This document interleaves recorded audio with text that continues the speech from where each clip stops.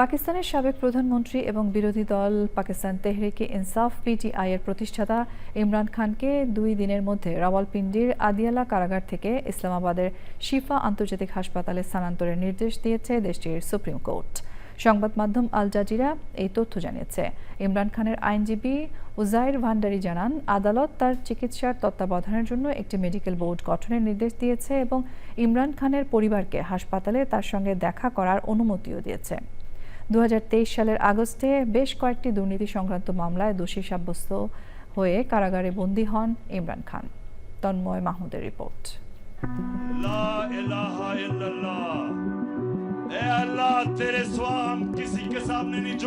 স্বাস্থ্য সংক্রান্ত জটিলতায় আবারও আলোচনায় পাকিস্তানের সাবেক প্রধানমন্ত্রী ইমরান খান।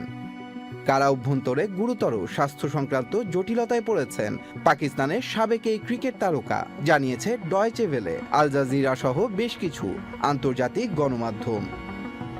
গণমাধ্যমে প্রকাশিত সংবাদ বলছে, 3 বছরের কারাবাসে চরম মানসিক চাপ, অনিয়মিত হৃদস্পন্দন, উচ্চ রক্তচাপে ভুগছেন তিনি। সোমবার আদিওয়ালা কারাগারের সুপারিনটেন্ডেন্টের আদালতে জমা দেয়া প্রতিবেদনে নিশ্চিত হয় বিষয়টি, যেখানে গত 10 আগস্ট কার্ডিয়াক বোর্ডের পর্যালোচনায় ইমরান খানের পালস ও হৃদযন্ত্র সংক্রান্ত জটিলতার কথা উঠে আসে। তার গুরুত্বপূর্ণ অঙ্গ প্রত্যঙ্গ ক্ষতিগ্রস্ত হবার লক্ষণ দেখা দিয়েছে বলেও উঠে আসে মঙ্গলবারের শুনানিতে, যার ধারাবাহিকতায় পাকিস্তানের সাবেক এই প্রধানমন্ত্রী ও পাকিস্তান তেহরিকে ইনসাফের প্রতিষ্ঠাতাকে কারাগার থেকে হাসপাতালে হস্তান্তরের নির্দেশ দিয়েছে দেশটির সুপ্রিম কোর্ট। মঙ্গলবার 3 সদস্যের বেঞ্চ রাওয়ালপিন্ডি আদিওয়ালা কারাগার থেকে তাকে ইসলামাবাদের শিফা ইন্টারন্যাশনাল হাসপাতালে নেবার নির্দেশ দেন। বোর্ডে ইমরান খানের ছোট বোন উজমা খান এবং ব্যক্তিগত চিকিৎসক ডক্টর ফয়সাল সুলতানকেও রাখার কথা বলা হয়েছে। ইমরান খানের আইনজীবী জানান, আদালত আগামী 2 দিনের মধ্যে তাকে হাসপাতালে স্থানান্তরের নির্দেশ দিয়েছেন। आज सुप्रीम कोर्ट ने हुक्म दिया है कि 2 दिनों में इमरान खान साहब को अडयाला जेल से यहां इस्लामाबाद में शिफा इंटरनेशनल अस्पताल में मुंतकिल किया जाए।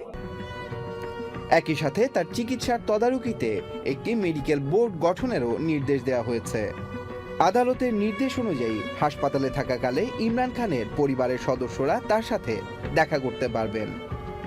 বিদেশে থাকা তার 2 ছেলের সাথেও কথা বলার অনুমতি পাবেন তিনি। আইনজীবীদের দাবি, আগামী 16 সেপ্টেম্বর মামলার পরবর্তী শুনানি পর্যন্ত ইমরান খানকে হাসপাতালে রাখার নির্দেশ দিয়েছেন আদালত।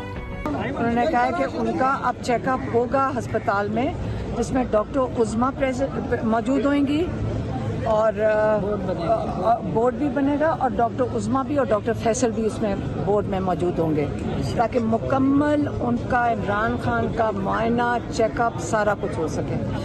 রাজনৈতিক উদ্দেশ্য প্রণোদিত বলে দাবি করা মামলায় 2023 সালের আগস্টে গ্রেফতারের পর থেকেই কারাগারে আছেন ইমরান খান। Tanmoy Mahmud, channel I.